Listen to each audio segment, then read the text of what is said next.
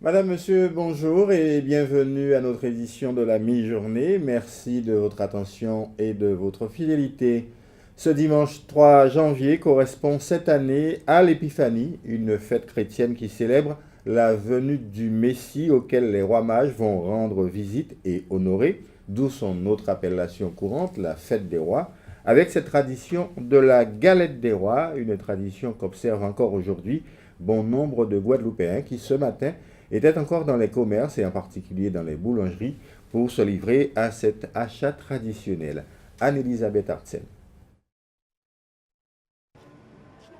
Jadis, la tradition voulait que l'on partage la galette en autant de parts que de convives, plus une, destinée aux premiers pauvres qui se présentaient au logis. Chez nous, c'est avant tout une fête religieuse et un moment de partage et de convivialité. Il faut savoir que les galettes sont le symbole de la fête de l'Épiphanie, qui est en fait la fête où les rois mages viennent apporter des présents à l'enfant Jésus.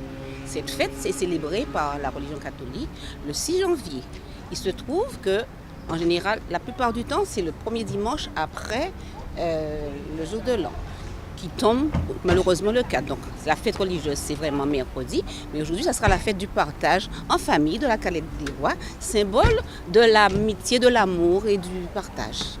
Alors aujourd'hui, on a acheté donc 2 galettes pour le faire en famille, à la fois par habitude et puis pour faire plaisir aux filles, pour qu'elles soient la reine. En tout cas, j'espère.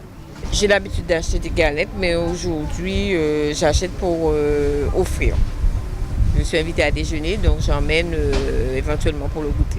Dans cette boulangerie, les clients affluent. Et pour cause, elle s'est depuis quelques années spécialisée en galettes des rois et permet pour l'occasion aux rois et reines d'un jour de participer à un tirage au sort pour gagner des billets d'avion. Mais pas que.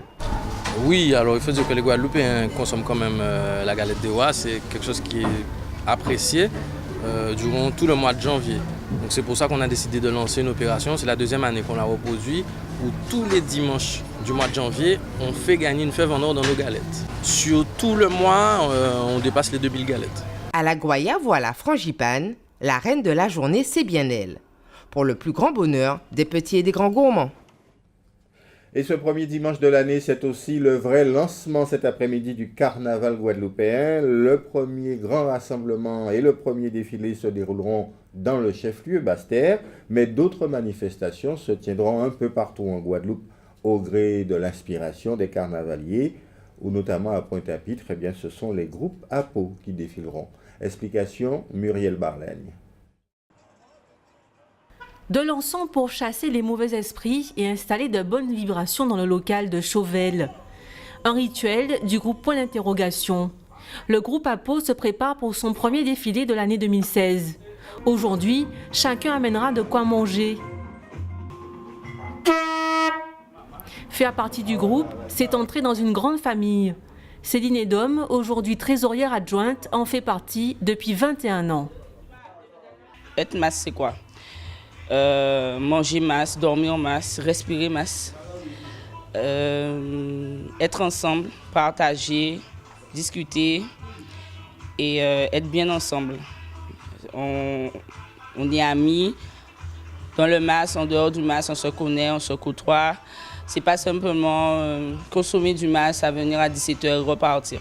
C'est vraiment une famille. D'ailleurs, on dit famille, point d'interrogation. Les costumes de cette première sortie sont déjà prêts. Il ne reste plus qu'à finir certaines coiffes. Pistolet de colle à la main, les membres les confectionnent eux-mêmes. Alors le thème, c'est mi-point là. Les couleurs du point, tout simplement. Du rouge, du blanc, du vert, du jaune, de l'orange. Les musiciens sont en noir et tout en couleur, tout en point quoi.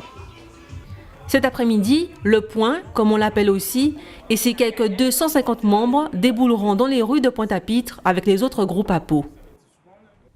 Voilà, donc rendez-vous 16h à Pointe-à-Pitre pour les groupes APO et 16h également le grand rassemblement à Basse-Terre. Démarrage également de la saison galodromique, les Pitacoques si vous préférez. Lancement officiel en tout cas, selon une fédération des tenanciers de galodrome, car comme dans le carnaval, plusieurs organisations se disputent la représentativité de ce milieu. Alors Karine Gelman et Patrick Curie étaient aujourd'hui au pit de Changy à Cap-Esterbello pour ce premier rendez-vous. Michel a 32 ans, il est éleveur de coqs. Son coq aujourd'hui s'appelle Junior, il pèse 3,3 kg. Oui, c'est très important. Pourquoi? Bon, ça date, j'avais des parents qui étaient dans le milieu, quoi, alors pour prendre la relève, alors on essaie de perpétuer la culture, quoi. Moi-même, j'en fais partie déjà, je tiens un pit, alors on va essayer de maintenir ça, quoi. C'est pour des jeunes comme lui que l'association des îles de Guadeloupe a été créée. Nous, notre but, c'est de rassembler toutes les jeunes qui sont intéressés au combat de coq et pour faire avancer notre tradition. Et puis, comme le combat de coq, c'est un sport, un loisir, alors nous, on fait le rassemblement des jeunes pour pouvoir et rehausser l'éclat de notre association. L'association a vu le jour en 2013 suite aux divergences et départs de Daniel Ramaille de la Fédération départementale des tenanciers de galodrome. Depuis 2011, et moi je faisais partie comme vice-président de cette fédération. Mais depuis 2013, après plusieurs altercations, des problèmes qui s'est passé au sein de la fédération, qui ne m'a pas plu. Et puis j'ai dû remonter une nouvelle association, les galodromes des îles de Guadeloupe, avec M. Nandan, et puis pour fonctionner de notre côté. Une pomme de discorde qui n'est pas prête d'être finie. 4 galodromes sont réunis au sein de l'association qui organise régulièrement des rencontres avec la Martinique, la Désirade, les Saintes et Marie-Galante. Mais j'ai laissé la fédération tomber, ça ne m'intéresse pas.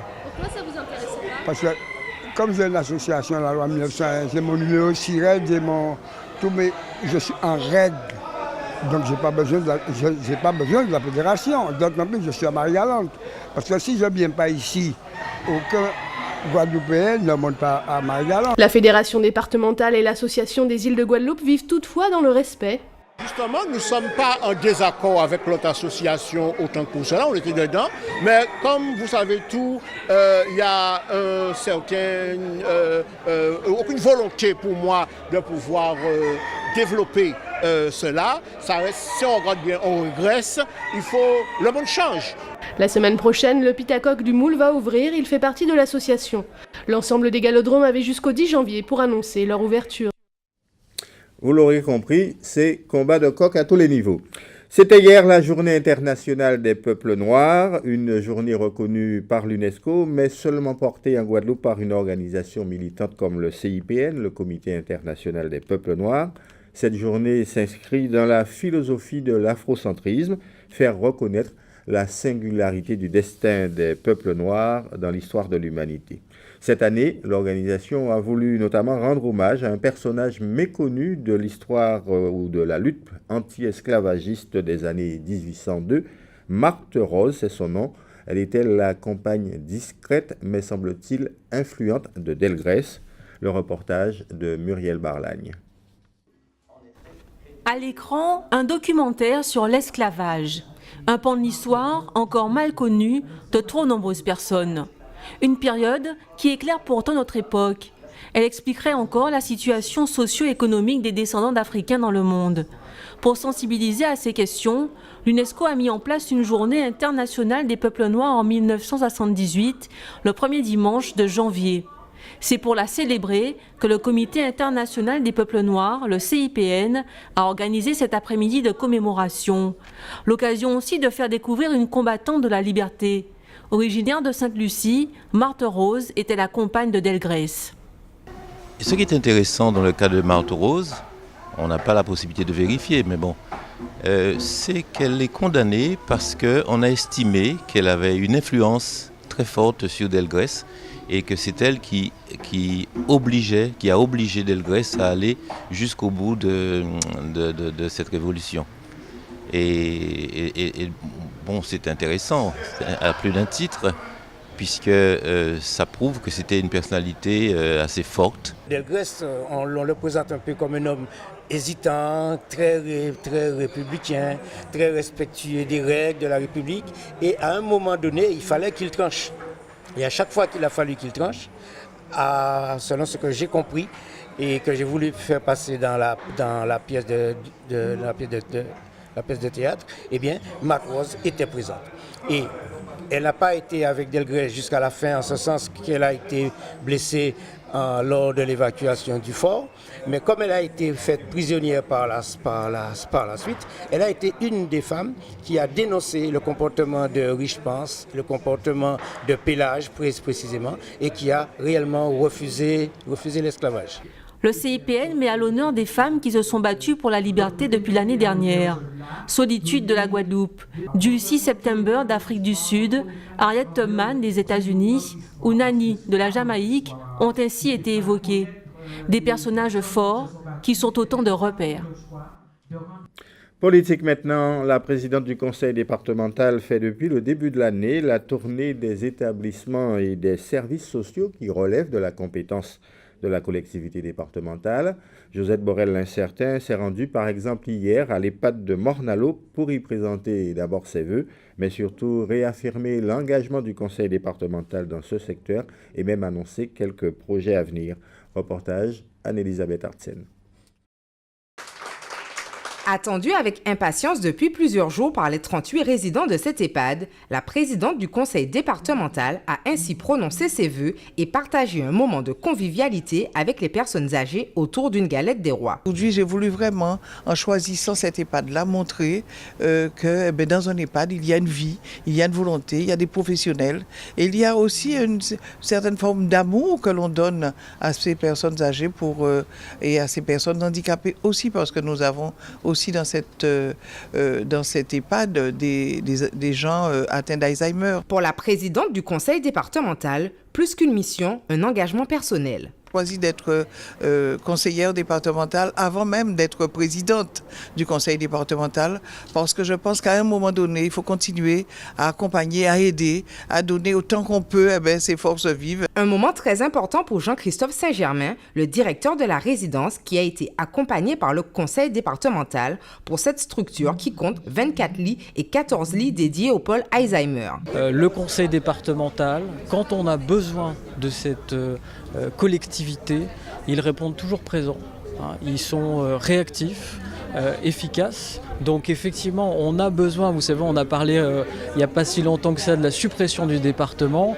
Je ne sais pas si c'est une bonne idée, mais en tout cas, tout ce que je peux dire, c'est qu'aujourd'hui, cet échelon de proximité, comme on dit, il est très important pour les structures comme les nôtres et également pour les personnes âgées, parce que quand vous parlez de conseil départemental, même si le nom a changé, mais ils savent ce que c'est. Voilà, ils savent mettre un visage. Et pour une personne qui a des troubles de la mémoire, que de dire aujourd'hui, en arrivant ce matin, est-ce que vous connaissez le nom de la présidente? Elle vous dit Madame Borel-Lincertin, je peux vous dire que c'est un bon signe. En plus des 21 établissements d'accueil de ce type existant déjà en Guadeloupe, le conseil départemental contribuera à la création de 3 nouveaux EHPAD dans les années à venir et favorisera ainsi les porteurs de projets en ce sens. Nous en arrivons maintenant à l'actualité dans notre grande région de la Caraïbe. Il sera notamment question ce midi de Cuba qui, une fois encore, se distingue dans le domaine de la recherche médicale. Venezuela.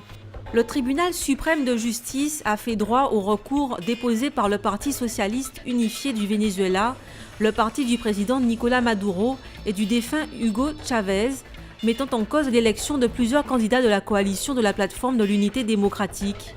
Avant que le tribunal ait rendu sa décision, l'opposition a dénoncé un coup d'État judiciaire dans un message adressé à l'Organisation des Nations Unies, à l'Union européenne, à l'Organisation des États américains et au Mercosur. L'élection de 3 députés de l'opposition vénézuélienne a été suspendue mercredi 30 décembre par le tribunal. Cette décision prive au moins provisoirement la coalition de la plateforme de l'unité démocratique de la majorité qualifiée des 2/3 au Parlement, 112 sièges sur 167, qu'elle avait remporté lors des législatives du 6 décembre. Celle-ci donne au camp politique qui la détient de larges prérogatives, dont celle de convoquer un référendum, de mettre en place une assemblée constituante, voire d'entraîner par une réduction de la durée de son mandat le départ anticipé du président. En tout état de cause, l'opposition a annoncé que ses 112 députés prendraient leurs fonctions le 5 janvier, comme prévu, malgré la suspension. Cuba est devenu le premier pays au monde à recevoir la validation de l'Organisation mondiale de la santé, l'OMS, pour l'élimination de la transmission de la mère à l'enfant du VIH et de la syphilis. L'élimination de la transmission d'un virus est l'une des plus grandes réussites de santé publique, a déclaré le docteur Margaret Chan, directeur général. Ceci est une victoire majeure dans notre longue lutte contre le VIH et les infections sexuellement transmissibles et une étape importante vers une génération sans sida. C'est une reconnaissance pour Cuba et une fête pour les enfants et les familles partout dans le monde. Il montre que l'éradication de l'épidémie de sida est possible, a déclaré Michel Sidibé, directeur exécutif de l'ONU-SIDA.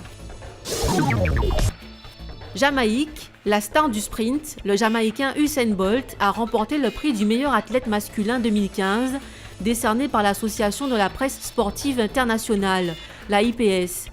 Il a ainsi battu le joueur de tennis professionnel Novak Djokovic et le footballeur argentin Lionel Messi. L'association a déclaré qu'après une année dominée par des exploits d'athlétisme et de tennis, Usain Bolt et la star de tennis américaine Serena Williams ont été élus les meilleurs athlètes de l'année par un panel de journalistes sportifs issus de 91 pays. Usain Bolt, considéré comme l'homme le plus rapide sur Terre, a obtenu 804 votes dans le scrutin du meilleur athlète, suivi par Novak Djokovic avec 774 votes et Lionel Messi avec 380 votes. C'est la 5e fois que le Jamaïcain remporte le prix du meilleur athlète masculin décerné par l'association. En cette haute saison touristique en Guadeloupe, comme on le dit, où en sommes-nous des nuisances dues aux algues sargasses? Après notamment que la première saison de juillet-août ait été fortement impactée, il semble que nos nombreux visiteurs actuels soient moins dérangés. Alors soit ils s'accommodent, soit le phénomène reflue, ou alors le renforcement de la lutte contre les sargasses commence à porter ses fruits. Enquête d'Anne-Elisabeth Artsen. Bien que moins visibles sur nos plages, elles n'en demeurent pas moins présentes. Les algues sargasses font bel et bien partie du paysage, comme le constatent ces touristes. Effectivement, nous avons rencontré les sargasses, donc les îles Marie-Galante, qui étaient donc assez remplies par endroits. Nous sommes revenus ici sur la Guadeloupe. Nous venons de Saint-François, nous en avons un peu. Ici à Sainte-Anne, bon, c'est pareil, pour ainsi dire. Donc à peu près partout où nous sommes allés, nous en avons rencontré. À peine, vraiment. À part ici, quelques anses par-ci, par-là, mais très très peu, vraiment. Non, très belle plage. Comme c'est rare que je vienne à la plage, donc pour moi, bon, il y a toujours des sargasses, quelle que soit la plage qu'on va, quel que soit l'endroit, il y a toujours des sargasses, il y a toujours du monde, ça c'est important, mais les sargasses gâchent un peu l'ambiance. Mais quand même, on arrive à en profiter. Alors quelques sargasses un petit peu partout, mais un peu quand même moins depuis quelques mois. Donc je pense que c'est en train quand même de partir. Je pense que la plupart des plages sont propres, il n'y a plus d'odeur comme au début de l'événement. Donc en espérant que ça reste ainsi, on croise les doigts et puis voilà. Eh bien écoutez, je trouve qu'en ce moment il y a beaucoup moins de sargasses qu'il y a à peu près un mois et demi. Après comme là on voit à l'entrée il y en a quand même un petit peu. Nous on est arrivé sur Basse-Terre, il n'y avait pas du tout de sargasses. Ensuite on est allé au centre, il n'y en avait pas du tout. Et c'est là sur Grande Terre où on en voit un peu, mais on se dit que ça a dû être nettoyé pour les vacances. Mais qu'en dehors de cette période-là, ça doit quand même être un problème. Brigade verte plus active ou ralentissement du phénomène, quoi qu'il en soit, la présence des algues sargasses est donc moins importante, contrairement au mois de novembre dernier où l'invasion était à son apogée. Pourvu que ça dure. On en revient maintenant au carnaval avant de refermer cette édition avec ce groupe plutôt original de steel band, le steel band Carukera, ou plutôt le Carukera steel band. Il est originaire de Capesterre. C'est l'un des groupes que vous aurez l'occasion sans doute de voir se produire durant ce carnaval. Mais il a surtout l'ambition de se rendre au carnaval de Trinidad. C'est un sacré pari au pays même où est né le steel pan. Karine Géelman nous présente ce groupe.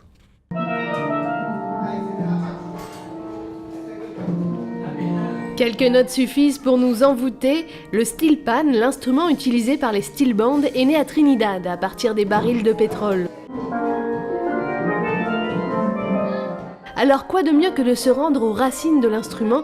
C'est ainsi que le groupe Karukera Steel Band s'organise pour faire découvrir aux jeunes de l'équipe les fondamentaux. Pour faire une immersion avec eux, pour vraiment les mettre dans le bain du steel band, pour les montrer qu'est-ce qu'une compétition de steel band, qu'est-ce qu'une compétition de soca, de calypso et le carnaval de Trinidad cette année. Le steel pan est encore peu développé en Guadeloupe. Le rendre plus populaire, c'est le souhait de Yanis. Le steel band n'est pas originaire de la Guadeloupe, c'est plus le cas, le tambour. En général, ici, ce qui était plus développé, c'est le lait rose. Donc, il n'y a pas vraiment de soirée steel band et en général, c'est pas encore assez développé. Donc, pour les soirées, ça commence, on va dire, ça fait peut-être une trentaine d'années que ça arrive en Guadeloupe. Mais ça n'a pas encore vraiment pris comme le tambour en Guadeloupe. Donc le but, c'est vraiment de développer cette activité-là, de former des jeunes, de former du monde, des adultes aussi. Et le but aussi, c'est de faire aimer aussi un instrument que j'aime. En tout cas, organiser un groupe de steel pan demande une sacrée organisation. Les instruments sont imposants et à Trinidad, les formations peuvent aller jusqu'à 120 musiciens. Et quand vous allez au carnaval, vous allez voir des groupes de steel band avec 100, 200 personnes. Mais en Guadeloupe, c'est moins. Mais en Guadeloupe, on a perpétué quand même avec Port-Louis, avec Capesterre surtout.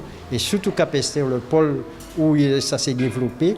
Et avant, avec le carnaval, c'était des chars avec le steel band qui défilaient avant. Et après, on est passé en musique de char et après musique de groupe à pied et maintenant mon groupe à peau. Le Karukera Steel Band est formé d'une trentaine de musiciens de tous les âges. Et qu'est-ce que t'aimes dedans? Quand on joue, ça anime, ça nous fait bouger. Ça fait longtemps que tu en fais? Oui, ça fait 3-4 ans. 3-4 ans. Ah oui, donc t'es un professionnel maintenant. Ouais, on peut dire ça. Rendez-vous pour retrouver le Karukera Steel Band le 30 janvier 2016 pour le festival de Steel Band à Trois-Rivières.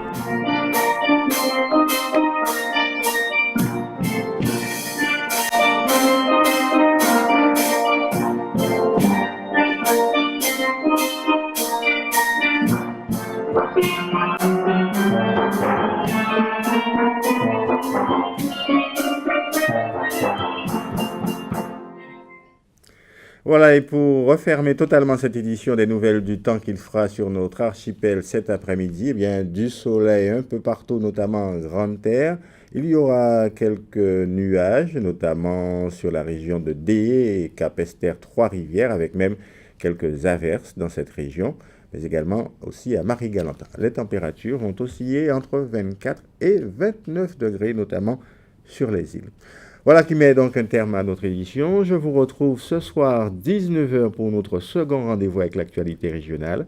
Excellente journée, excellent après-midi sur Alizé.